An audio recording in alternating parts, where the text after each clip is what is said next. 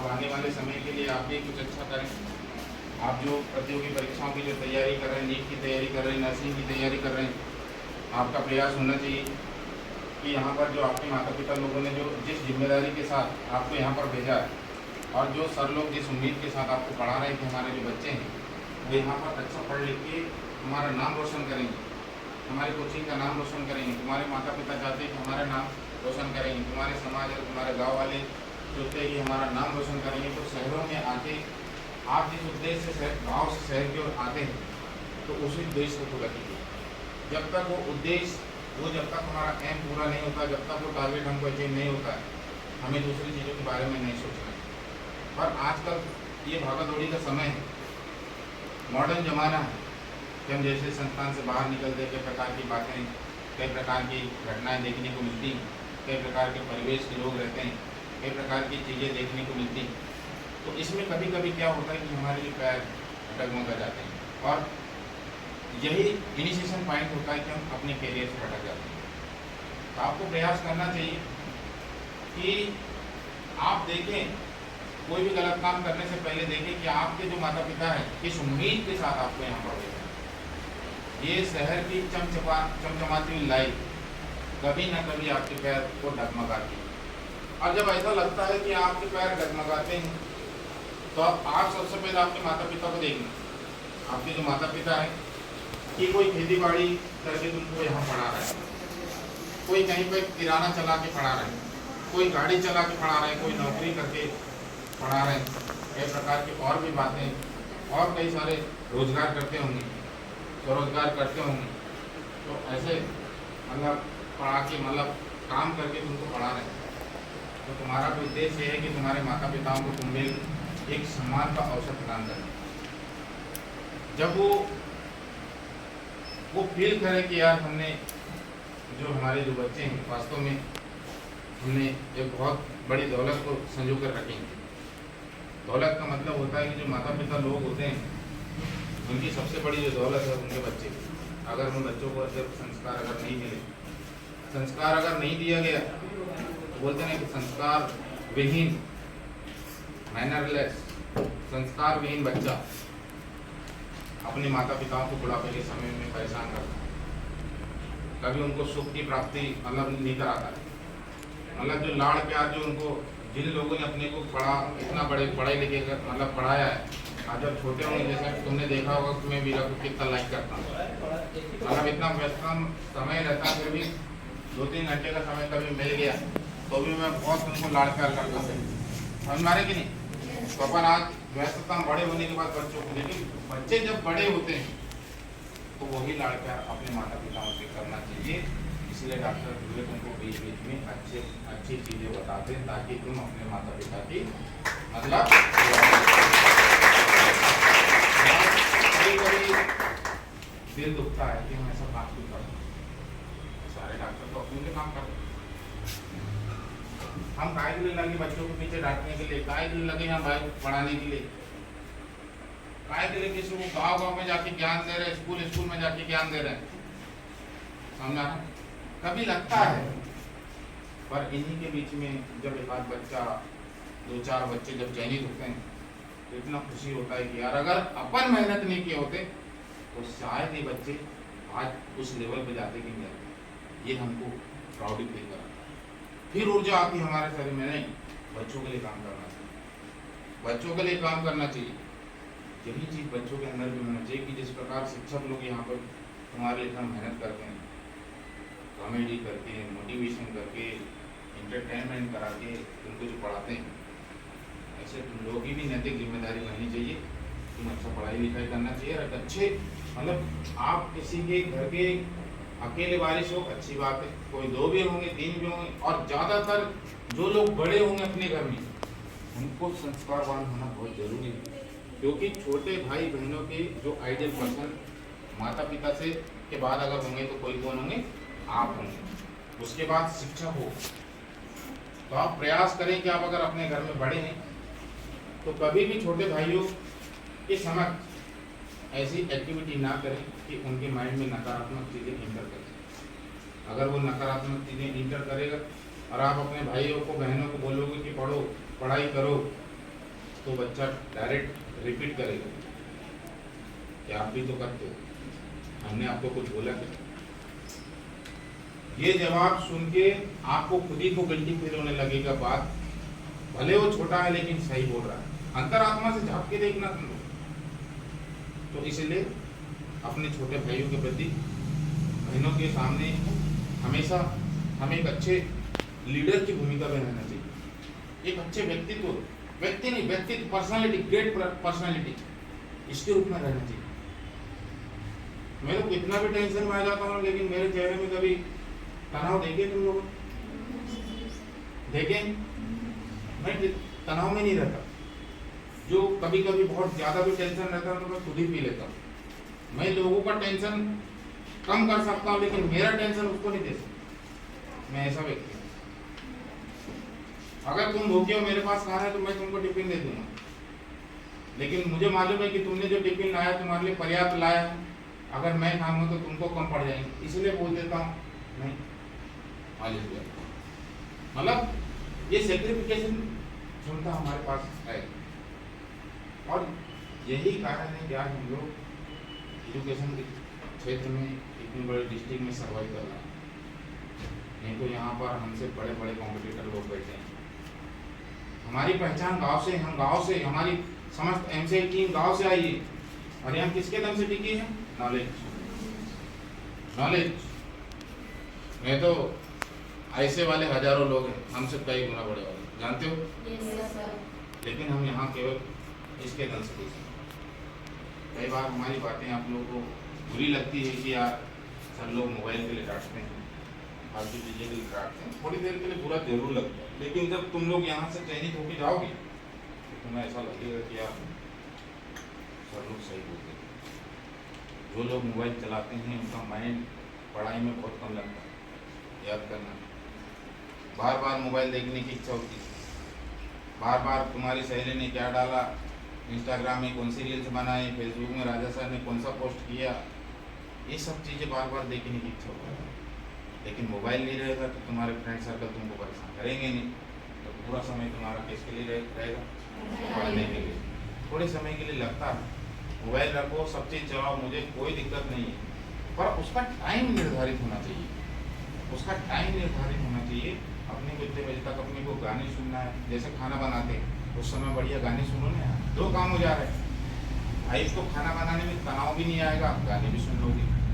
वैसे म्यूजिक भी जरूरी है हमारे जीवन में, म्यूजिक का बहुत बड़ा रोल है। मैं तो म्यूजिक बहुत सुनता रहता हूँ, 24 घंटे जब भी मेरे को फ्री टाइम मिलता है म्यूजिक सुनते रहता हूँ, देखते रहता हूँ सारा चीज़। तो तनाव को क्या करके कम कर, पर उसी के आदी होना, किसी भी चीज़ का एडिक्शन, लत, आदी होना, वो इंसान को बर्बाद कर देगा। गलत चीज़ों का लत लगा दिया तो बर्बाद होंगे, तो ऐसा लत लगा दो तुम पढ़ाई कर, सही। इस प्रकार गलत, आप ये मोबाइल है, जैसे मान लो समझ में आ रहा है, ये मोबाइल है, अभी जैसे यहाँ से छूटोगे तुम लोग, सबसे पहले डाटा ऑन, सही बात है, सबसे पहले टिक टक टिक टक टिक टक। उसके बाद व्हाट्सएप में देखेंगे मेरी सहेली ने कौन सा स्टेटस लगाया, फिर दूसरे दिन राजा सर ने कौन सा स्टेटस लगाया। तो जिस प्रकार मोबाइल को अपन सेकंड में देख रहे हैं, अगर सेकंड में अगर पुस्तक खोल के देखेंगे तो सेकंड में अगर पुस्तक खोल के देखेंगे तो क्या होगा? सही बोल रहा हूँ? Yes sir. सेकंड में तो हम जो चीज चाह रहे हैं ना, उससे भी अच्छी चीज मिलेगी, और हमें इसकी वैल्यू को समझना पड़ेगा। समझ में? इसीलिए जो लोग पढ़ाई कर रहे हैं ईमानदारी से पढ़ाई करो, और जो लोग पढ़ नहीं सकते, कम पढ़ाई कर रहे हैं, वो दूसरे पढ़ने वाले बच्चों से सीखे, और जीवन में अनुशासन जरूर सीखो। अनुशासन में बार बार बोल रहा हूँ, अनुशासन का बहुत बड़ा महत्व है। अगर अनुशासन नहीं है आपके जीवन में, समझ आ रहे हैं, तो फिर आप डॉक्टर बन जाओ, मास्टर बन जाओ, चाहे दुनिया पे कोई नेता बन जाओ, बिजनेसमैन बन जाओ, आपकी कोई वैल्यू नहीं है। लेकिन अगर आप अनुशासन में रहोगे, भले थोड़ा बहुत नॉलेज कम रहेगा, आप हर जगह सम्मान पाओगे। समझ में? तो प्रण कर लो तुमको क्या करना है। कभी कभी तुम लोग को, अभी तुम्हारे मन में चल रहा है नर्सिंग का एग्जाम होगा कि नहीं होगा, हैं क्या होगा, तो ये तुम्हारे मेडिटेक के कोचिंग वालों का लफड़ा नहीं। समझ में आ रहा है? तुमको ज़्यादा सोच सोच के अपने सिर के बाल नहीं झड़ाना।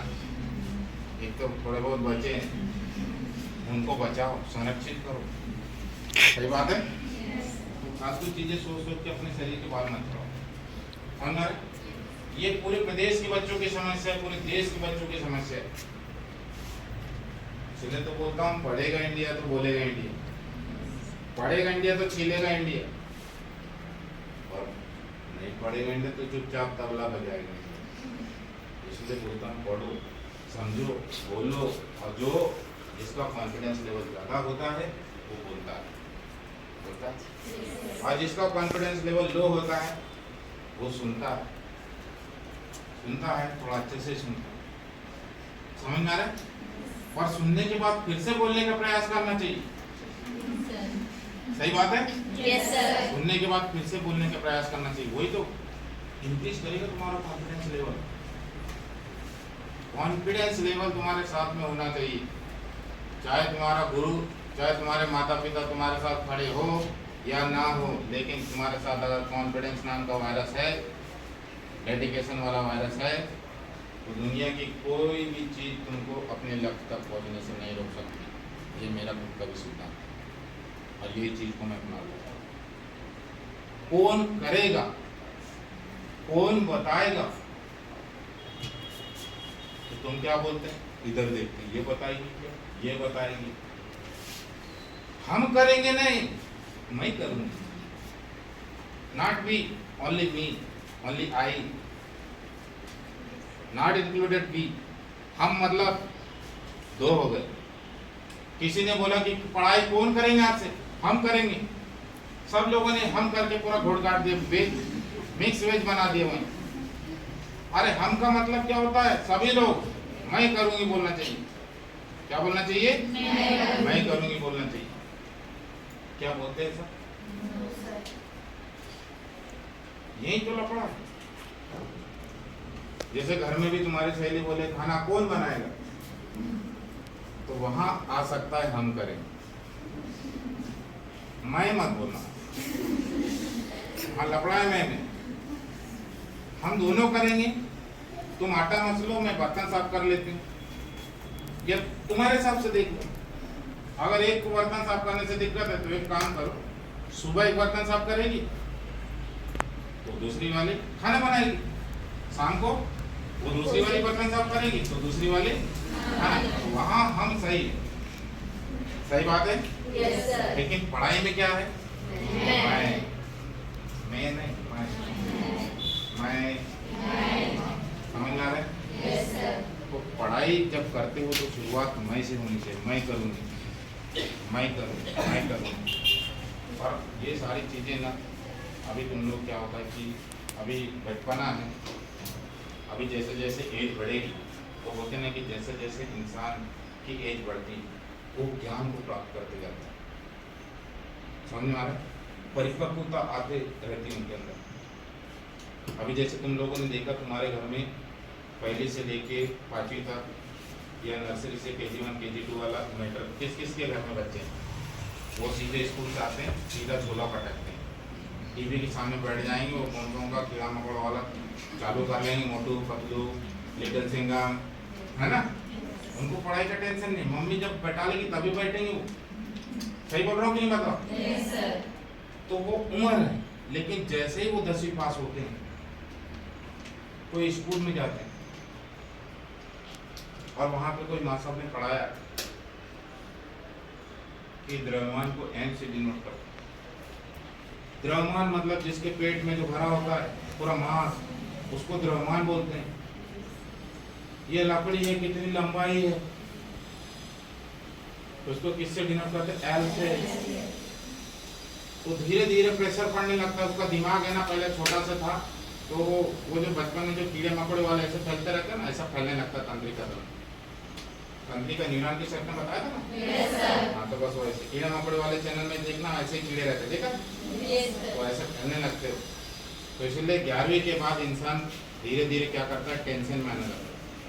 माँ साहब तो पूछ रहा है dy/dx क्या होता है, न्यूटन का थर्ड समीकरण क्या होता है ये पूछ रहा है, कैसे निकला पूछ रहा है।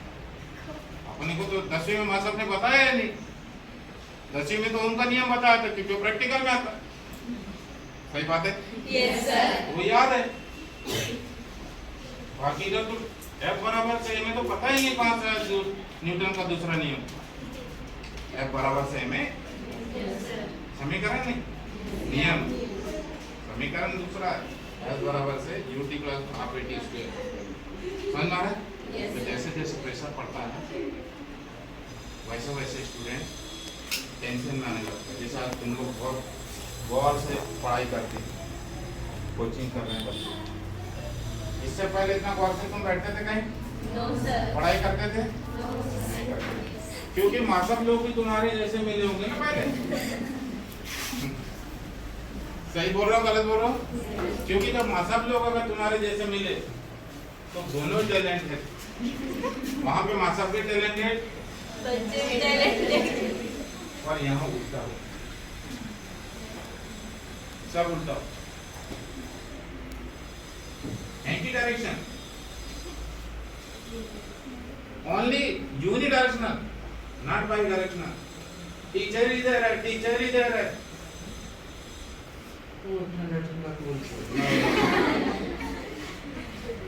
समझ में आया? Yes sir. किसको समझ में आया? समझ में आया? ये लग गए यहाँ पे। तो इधर टीचर ने दिया ही दिया, अब जितना टीचर ने दिया तो थोड़ा बहुत तो लेगा ना, खाली तो दोनों तरफ से बजने चाहिए तभी तो सबसे जाएगा। इसलिए टीचर भी मेहनत करना चाहिए, स्टूडेंट भी मेहनत करना चाहिए और पेरेंट्स को भी मेहनत करना चाहिए और मकान मालिक को भी मेहनत करना चाहिए कि कोई छत में बार बार तो